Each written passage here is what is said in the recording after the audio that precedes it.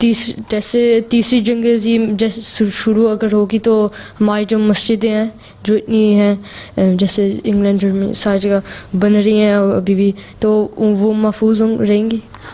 हाँ, अल्लाह करे महफूज रहें। थोड़ा बहुत नुकसान तो बाज़ दफ़ा हो भी जाता है जब इर्द गिर्द बम फट रहे हों, एयर स्ट्राइक्स हो रही हों, तो कोई गोलियां छोलियाँ लग जाते हैं, बम फट भी सकता है, लेकिन अल्लाह करे कि महफूज रहें और कोई बड़ा नुकसान ना हो और अहमदी बचे रहें। वो अहमदी तो बहरहाल बचे रहेंगे इंशाअल्लाह ताला।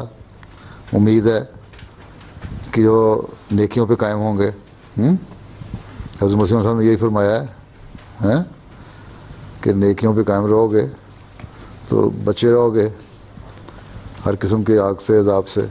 ठीक है, तो कोशिश ये करो, दुआ करो कि अल्लाह ताला बचा के रखे और अल्लाह से ताल्लुक़ मज़बूत हो।